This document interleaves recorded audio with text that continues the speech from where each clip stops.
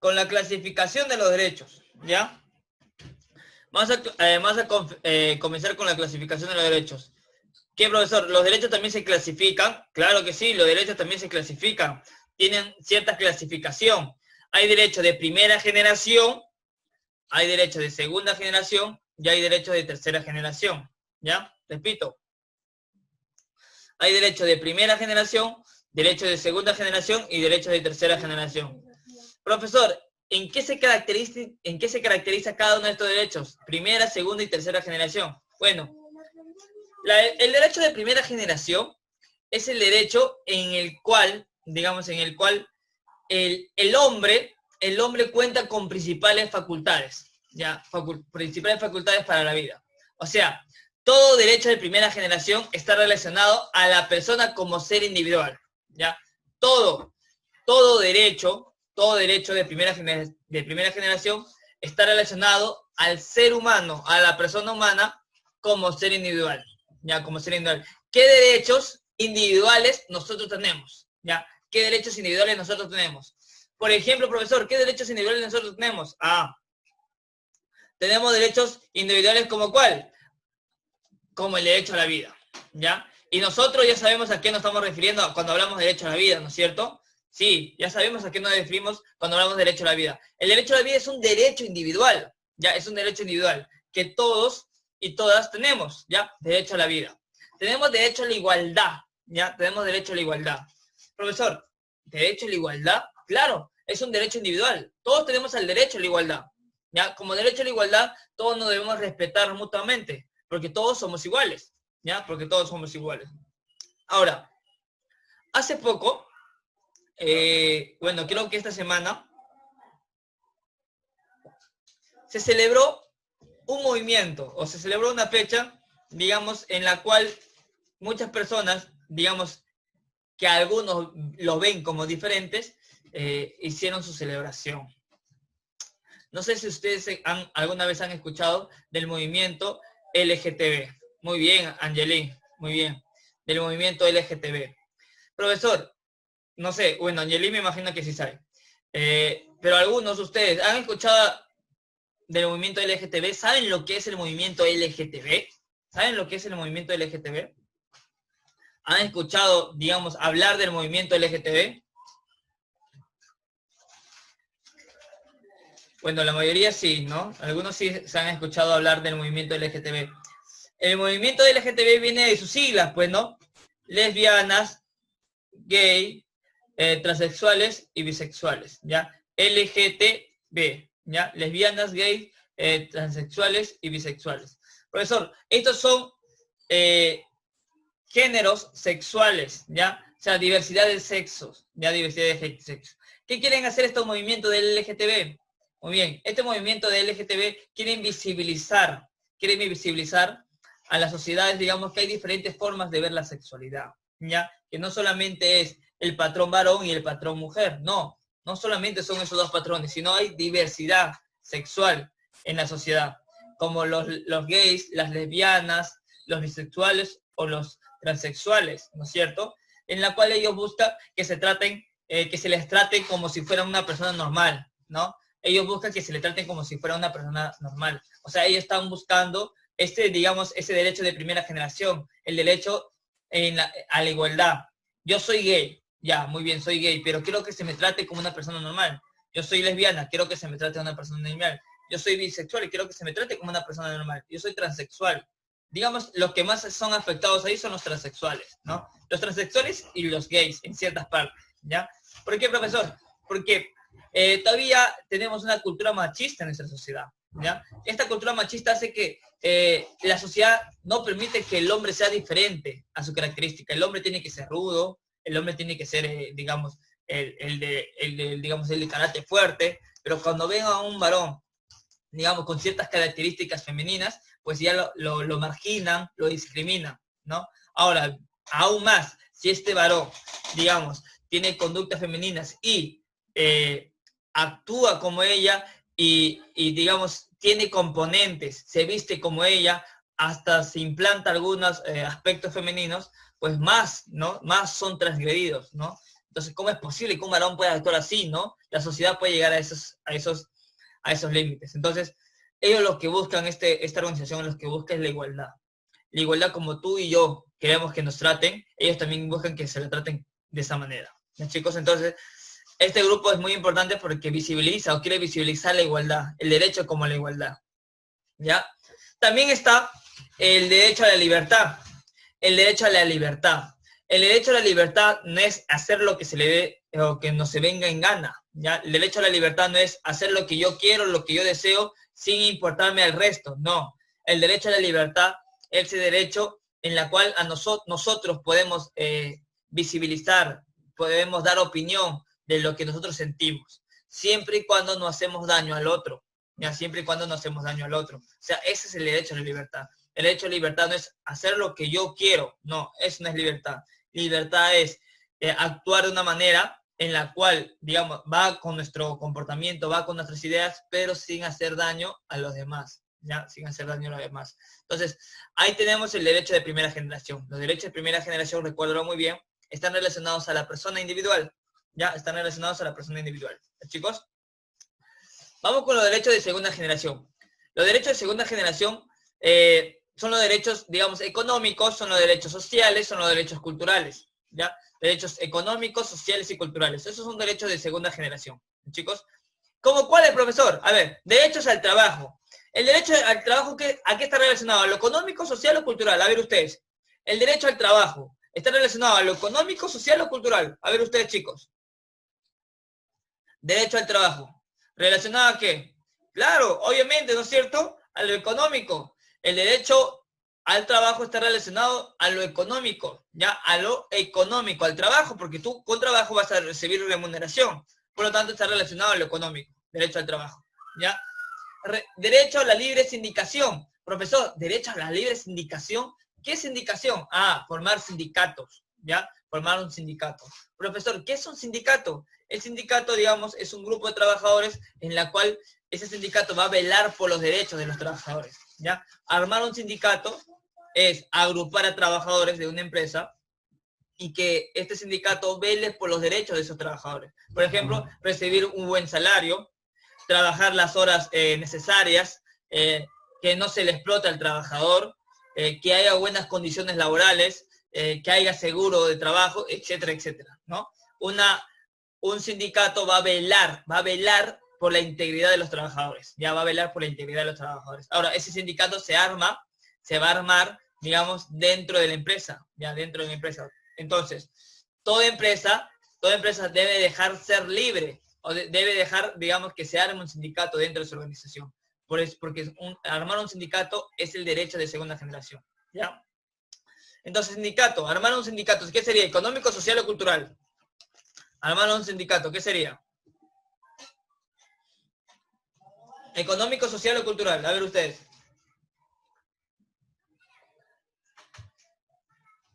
Excelente, excelente, Matías. Armar un sindicato es un aspecto ya social, porque se está relacionando con muchas personas, ¿no es cierto? Es un aspecto social, ya es un aspecto social. Ahora, derecho a la protección de la salud. El derecho a la protección de la salud, es, digamos, está relacionado básicamente a cómo yo me estoy cuidando.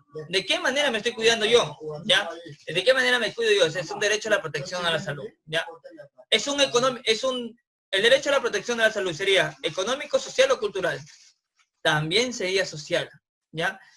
Muy bien, también sería social el derecho a la protección a la salud, ¿ya? El derecho a la protección de salud también sería un aspecto del derecho social. Profesor, ¿cuál sería un aspecto cultural? ¿Cuál sería un derecho cultural? El derecho a la recreación. El derecho a la recreación o a la diversión, porque también es un derecho a recrearse, a divertirse, porque tampoco la vida no es de estar, digamos, solamente en nuestros hogares, estando con nuestro... No, también hay espacio para recrearse, para divertirse. El derecho a la recreación, ¿qué sería? ¿Económico, social o cultural? A ver, derecho a la recreación.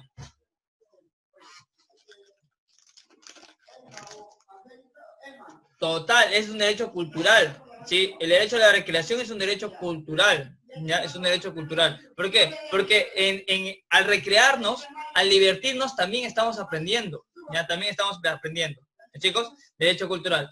Aparte, también el conocimiento, ir, viajar, el derecho a viajar, el derecho a conocer nuevas cosas, conocer nuevas culturas, también es un derecho cultural, ¿ya? O sea, hay muchos aspectos en el derecho de segunda generación, económico, social, cultural. Si yo le digo, ingresar a la universidad, ¿qué derecho sería? ¿De primera generación o de segunda generación? Ingresar a la universidad. A ver, ingresar a la universidad, ojo, ingresar a la universidad. Tener derecho a, digamos, a desarrollarnos personalmente. ¿Sería derecho de primera o segunda generación? El derecho al desarrollarme, al derecho a desarrollarme así, personalmente, es un derecho de social, ya es un derecho social. No solamente es de ti, sino es de muchas personas, social, ¿ya? Entonces es un derecho de segunda generación. Ingresar a la universidad, derecho a desarrollarte, a tener un desarrollo ahí, es un derecho de segunda generación. Chicos, ahora, profe, derecho de tercera generación. El derecho de tercera generación es el derecho que, digamos, surgen por la necesidad de consolidar los derechos anteriores dentro de un ordenamiento mundial teóricamente más justo que conlleva la solidaridad nacional e integridad entre los pueblos. Los derechos de tercera generación son los derechos que se dan entre países, ¿ya? Entre países. Repito, el derecho de tercera generación son derechos que se dan entre países, ¿ya? Que se van a dar entre países. Los chicos que se van a dar entre países. Como por ejemplo, profe, ¿cuáles son los derechos que se van a dar entre países? Por ejemplo, derecho a la autonomía, ¿ya? Derecho a la autonomía de un país. Ningún país puede violentar a otro país, porque todo país tiene derecho a la autonomía, ¿ya? Es un derecho de tercera generación, derecho a la autonomía. Derecho a la libertad de determinación de los pueblos. Todo país es libre e independiente de realizar lo que él desee con su país, lo que él desee con su nación. Todo derecho es libre de hacerlo, ¿ya? Otro derecho es derecho a la protección del medio ambiente. Todo país tiene derecho a la protección del medio ambiente porque es, digamos, el sustento básico para la sobrevivencia de la especie. Si nosotros no protegemos el medio ambiente, pues no estamos protegiendo a nuestra especie. Porque nuestra especie está acá. Estamos nosotros acá con vida porque nosotros necesitamos un espacio geográfico. Pero si nosotros contaminamos, si nosotros no estamos beneficiando del espacio geográfico, pues el problema del calentamiento global podría ser muy fuerte para nosotros y podría llegar hasta la extinción del ser humano, ¿ya? Entonces, escúchame bien, el derecho a la protección del medio ambiente es muy importante que se tiene que cumplir entre países, ¿ya? Y el derecho a la paz. El derecho a la paz, digamos, es un derecho que todos los países tienen que cultivar. Derecho a la paz. Derecho a la paz que todo país debe cultivar, ¿ya? Derecho a la paz. Entonces tenemos derecho de primera, segunda y tercera generación. Derecho de primera generación es relacionado a la persona individual. Derecho de segunda generación, social, económico y cultural. Y derecho de tercera generación relacionado a los países, ya relacionados con los países. Si yo les digo, derecho a una buena negociación entre países. Derecho de primera, segunda o tercera generación. Derecho a una buena negociación con los países. Derecho de primera, segunda o tercera generación. Claro, muy bien. Derecho de tercera generación. Derecho a una buena negociación con los países. Derecho de tercera generación. ¿Ya? Derecho de tercera generación. Derecho a la solidaridad con el otro. Derecho de primera, segunda o tercera generación. Derecho a la solidaridad con el otro, con la otra persona. Derecho a una solidaridad. Derecho, digamos, a tratar bien a los demás.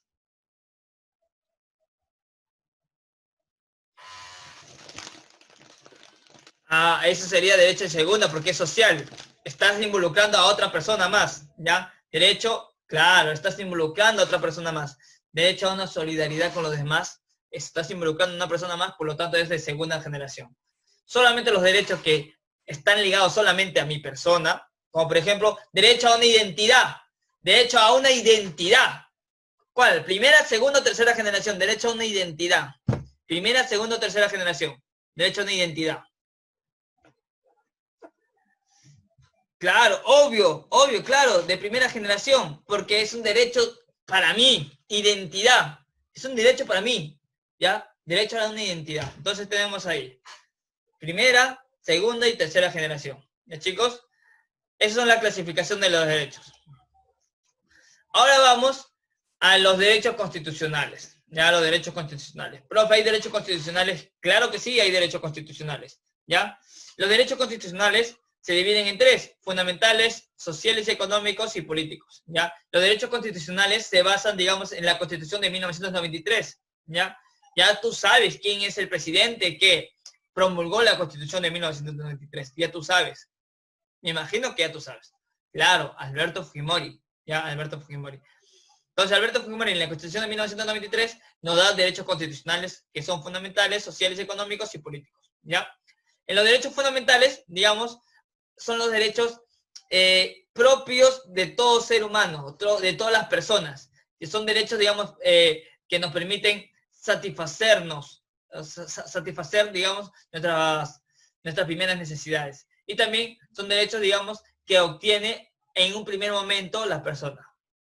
La persona al momento de nacer va a obtener derechos fundamentales, ¿ya? Las personas en el momento que nace ya va a obtener derechos fundamentales, ¿ya? Ya va a tener derechos fundamentales. Entonces los derechos fundamentales son los derechos más básicos de toda persona, ¿ya? Nadie tiene que violar esos derechos fundamentales, que son los más básicos que debe tener una persona, ¿ya? Los derechos fundamentales. ¿De qué derechos son fundamentales, profesor?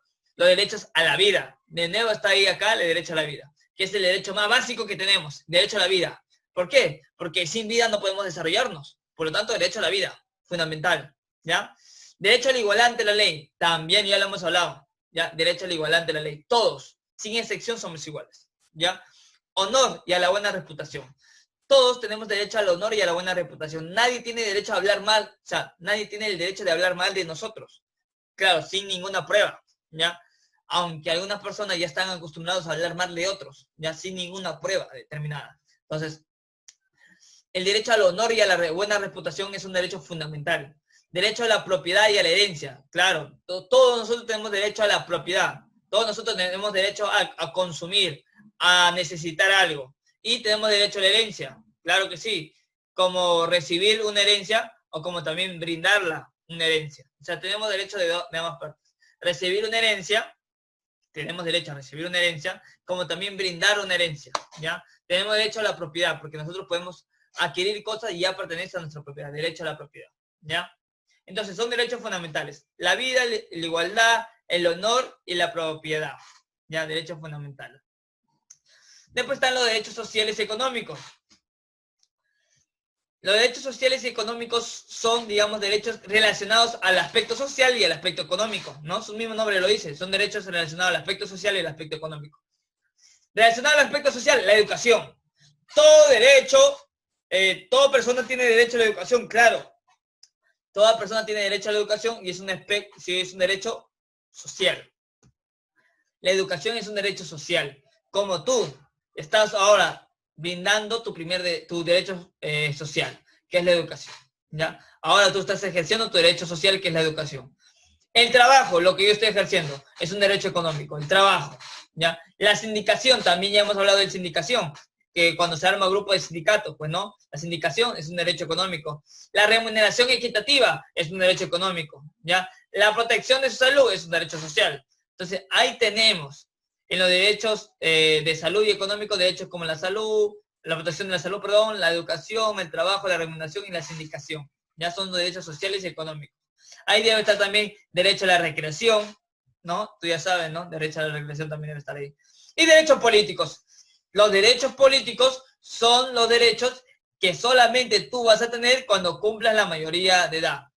Repito, los derechos políticos son cuando tú cumplas la mayoría de edad. Ya cuando tú cumplas la mayoría de edad vas a obtener esos derechos políticos. ¿Por qué, profesor? Porque los derechos políticos son los siguientes. Derecho al sufragio, o sea, derecho a elegir a un representante, ¿ya? Derecho al sufragio. Ya todos tenemos derecho al sufragio. Cuando cumplas la mayoría de edad, tú vas a tener ese derecho al sufragio, ¿ya? Derecho a elegir y ser elegido. Claro que sí, todos tenemos derecho a elegir. Tú, yo, todos que cumplen la mayoría de edad tienen derecho a elegir, pero también tienen derecho a ser elegidos. O sea, una persona también tiene derecho a ser elegidos, que le escojan como un representante de un determinado lugar, ¿ya? Derecho a la revocatoria de autoridades. Claro, también tenemos derecho a la revocatoria. ¿Qué es la revocatoria, profesor? La revocatoria es cuando se saca, cuando se retira de su cargo a una persona. Pero ¿quién decide eso? ¿Quién decide la revocatoria? ¿Quién decide retirar a esa persona de su cargo público? Pues nosotros. Nosotros tenemos ese derecho. Si yo siento que mi alcalde no está trabajando de buena manera, yo mando una solicitud para armar una revocatoria, para solicitar una revocatoria. Ya armo una solicitud para solicitar una revocatoria. O sea, la revocatoria es un derecho político, ya es un derecho político. Si no me gusta el alcalde, pues tengo derecho a revocarlo, tengo derecho a retirarle de su cargo, ¿ya? Derecho al referéndum. El referéndum es, digamos, cuando el Estado pide la opinión de todos nosotros. Todos tenemos derecho al referéndum. Digamos, las personas que cumplen la mayoría de edad tienen derecho al referéndum. Si el presidente quiere saber su opinión de todos los peruanos, hace un referéndum, ¿ya? Como por ejemplo, no sé si te acuerdas tú, el referéndum que hubo hace poco del sí, sí, sí, no, ¿no? Sí, sí, sí, no. Entonces, ese referéndum que se realizó con todo y campaña y todo en las redes sociales, es un referéndum que alzó o que realizó el presidente Martín Vizcarra, ¿no? Como para evitar la reelección de los congresistas. Ahí te preguntaba, ¿quieres que los congresistas se reelijan? Y tú ibas a, ¿qué van a responder o qué respondió la mayoría? No, no quiero que los congresistas se reelijan, ¿ya? ¿Quieres que quieres que haya una reforma política? Sí, sí quiero que haya una reforma política, ¿no? Y así, muchas cosas más. Entonces, el referéndum es cuando el presidente pide la opinión de, digamos, de la población. Entonces, es nuestro derecho, ya nuestro derecho. Y la rendición de cuentas, ya la rendición de cuentas, que es el derecho, digamos, propio de los peruanos políticamente. La rendición de cuentas, que toda autoridad debe rendir cuentas. Toda autoridad debe rendir cuentas, ¿ya, chicos? Entonces, tenemos derechos fundamentales, derechos sociales y económicos y derechos políticos, ¿ya? Derechos fundamentales, la vida, la igualdad, el honor, la propiedad. Derechos sociales y económicos, la protección de la salud, la educación, el trabajo, la remuneración, la sindicación. Y los políticos, el sufragio, elegir, hacer elegido, el referéndum, la revocatoria y la rendición de cuentas, ¿ya? Entonces tenemos fundamentales, sociales, económicos y políticos, ¿ya? Listo. Son los derechos constitucionales. Profe, ahora hablemos de cosas más mayores. ¿Cuáles son cómo de hablar de cosas mayores, profesor? O sea, vamos a hablar de instituciones internacionales que se preocupan para velar nuestros derechos. ¿Qué? ¿Hay instituciones internacionales que se preocupan para velar nuestros derechos? Claro que sí. Hay instituciones internacionales que se preocupan por el derecho de las personas, ¿ya? Si nosotros sentimos que nuestro Estado es un Estado opresor, es un Estado que reprime nuestros derechos, nosotros tenemos el deber de presentar nuestra queja ante instituciones internacionales. Si sientes tú que el Estado peruano está reprimiendo tus derechos, nosotros tenemos el deber de ir a una institución internacional de luchar por nuestros derechos, ¿ya? Es por eso que existen los mecanismos de protección de los derechos humanos. Existen los mecanismos de protección de los derechos humanos. Chicos, ahora vamos a ir con ello. Protección de los derechos humanos. Si se cometen actos en contra de los derechos de los seres humanos, los afectados cuentan con mecanismos e instituciones a nivel nacional e internacional. Sí, si se cometen actos en contra de los derechos de los seres humanos, los afectados cuentan con mecanismos e instituciones a nivel nacional como internacional. Básicamente, internacional, ¿no? Ahora, la Convención Interamericana de los Derechos Humanos, más conocida como el Pacto de San José, ahí es donde se va a velar los derechos internacionales. La Convención Interamericana de los Derechos Humanos, o el Pacto de San José, como también se lo conoce.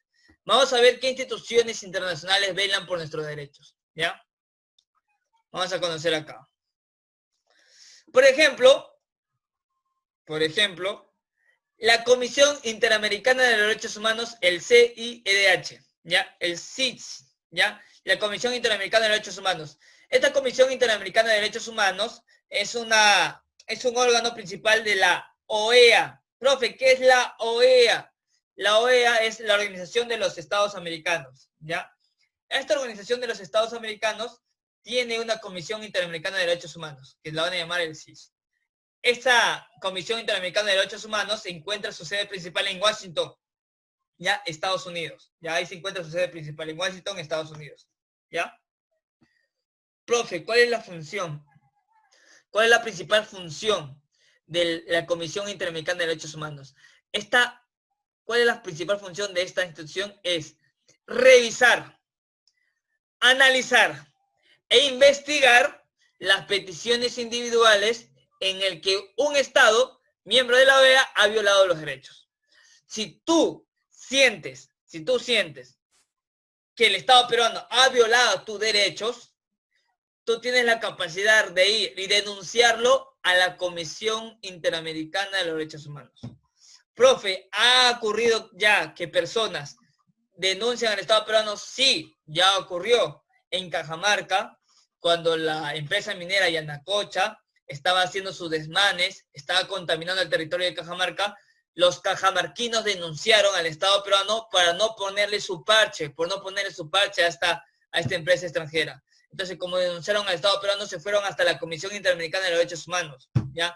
También las tribus indígenas se quejaron contra el Estado por, digamos, dejarlos desamparados, por no llevarles, digamos, algunas obras a esos lugares. Entonces, la Comisión Interamericana de Derechos Humanos lo llevaron a estos casos.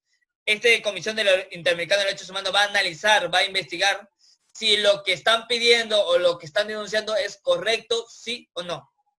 ¿Ya? Eso es lo que va a cumplir la Comisión Interamericana de Derechos Humanos. Si el ciudadano que está denunciando a su país, si está en lo correcto o no está en lo correcto, si está denunciando de buena manera o no está denunciando de buena manera. ¿Ya? Eso es lo que se va a hacer en la Comisión Interamericana de los Derechos Humanos. Profe, ¿cuál es la teoría donde se tiene que luchar por los derechos? Es socialista, pues. Esa es la teoría, socialista. Claro, y estas personas siguen esta teoría, ¿no es cierto? Porque están luchando con su derecho. ¿Ya? Listo. Profe, de la Comisión Interamericana de los Derechos Humanos va a investigar, va a analizar el caso, pero ese caso va a ser llevado a una corte, ¿ya? La Comisión Interamericana de Derechos Humanos, tu caso, digamos, alguien que usted demanda al Estado peruano y ese caso, ellos lo van a investigar, esta institución lo va a investigar, lo va a analizar. Ahora, tu caso va a ser llevado a una corte. ¿Y cómo se va a llamar la corte, profe, donde se va a dar estos casos? La corte se va a llamar la Corte Interamericana de Derechos Humanos, ¿ya? Corte Interamericana de Derechos Humanos, creada en 1979, su sede se encuentra en San José, Costa Rica. Es una institución judicial autónoma de la Organización de los Estados Americanos, cuyo objetivo es aplicar e interpretar la Convención Americana sobre los Derechos Humanos y otros tratados concernientes al mismo asunto, ¿ya? Ellos van a resolver tu caso, tu denuncia contra el país, la Corte Interamericana de los Derechos Humanos. Primero, la comisión va a analizar, va a supervisar y la Corte va a determinar si lo que has dicho o si tu denuncia es válida o no es válida. Si tu denuncia tiene pie o no tiene pie. ¿Ya? Ellos van a determinar eso. ¿Ya? Ahí ya la Corte va a determinar su última opinión. ¿Ya? Entonces la Corte se compone de 7 jueces. Ahí vamos a contar, mira. 1, 2, 3, 4, 5, 6, 7. 7 jueces, ya la Corte. La Corte Interamericana de Derechos Humanos tiene 7 jueces. Entonces, ahí está.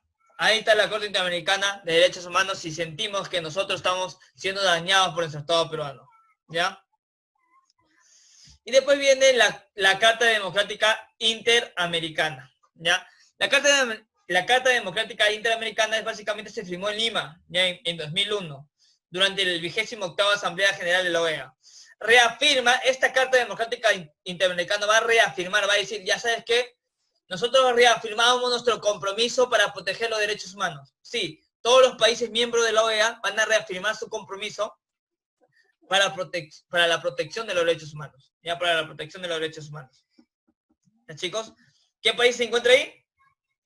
Argentina, Chile, Bolivia, Brasil, Perú, Ecuador, Colombia, Venezuela, Guayana Francesa, ¿ya? Surinam.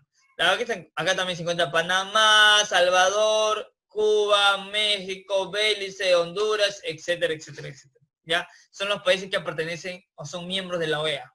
¿Ya? Listo. Y por último, la corte, digamos, más suprema de todas. La corte de gran estatus en el mundo. ¿Cuál es la corte de gran estatus en el mundo, profesor? El Tribunal Internacional de Justicia. El Tribunal Internacional de Justicia es la corte, digamos, de mayor estatus en el mundo, ¿ya? Esta corte o este Tribunal Internacional de Justicia se encuentra en La Haya, ¿ya? Está ahí su sede principal en La Haya, ¿ya? El Corte Internacional de Justicia se encuentra en La Haya, en La Haya. Profe, ¿cómo también lo van a llamar? También lo van a llamar La Haya, ¿ya? Al Tribunal Internacional de Justicia también lo llaman La Haya, ¿ya? La Haya, ¿ya? Así lo van a llamar, porque su sede está ahí, en La Haya. Profe, ¿qué tema se va a ver ahí? Diversos temas, más que nada entre conflicto entre países, ¿ya? El Tribunal Internacional de Justicia también va a ver entre conflictos entre países. Como el conflicto que hubo entre Perú y Chile. ¿Te acuerdas del conflicto Perú y Chile? A ver, ¿por qué hubo un conflicto entre Perú y Chile? Acá hace poquito nada más, ¿ya? Hace poquito hubo un conflicto entre Perú y Chile, ¿por qué? A ver, ¿quién se recuerda de eso? ¿Quién se recuerda de cuál fue, digamos, ese conflicto entre Perú y Chile? Que se dio hace poquito, ¿ah? Dice, profesor, ¿durante qué fueron conocidos los derechos humanos de la segunda generación? A ver, no lo entiendo bien. Por el mar, claro, por el mar. Por el mar, por el mar. Perú y Chile tuvieron un conflicto por el mar, por la división del mar. Chile proponía una división, Perú proponía otra división, ¿ya? Y como no querían entrar en conflictos, digamos, bélicos, se fueron a conflictos, digamos, para conciliar, ¿ya? Entonces se fueron a La Haya. Chile y Perú se fueron a La Haya, o sea, al Tribunal Internacional de Justicia, para arreglar sus problemas. Y La Haya decidió, digamos, ni para ti ni para ti, la mitad. La mitad de esta parte para Perú y la mitad de esta parte para Chile, ¿ya? Así decidió la Corte de La Haya. Actualmente, La Haya está viendo el caso de Bolivia y Chile. Bolivia actualmente está exigiendo el mar a Chile, ya está exigiendo el mar a Chile. Y su caso lo están llevando a La Haya, ya a La Haya, que es el Tribunal Internacional de Justicia. Entonces, el Tribunal Internacional de Justicia es la entidad suprema en el mundo, ya es el corte más supremo en el mundo. Ya lo que se diga La Haya ya es sacramentado. Ya es sacramentado, ya chicos. Entonces el Tribunal Internacional de Justicia es el de más peso, ya es de más peso. Y la tarea,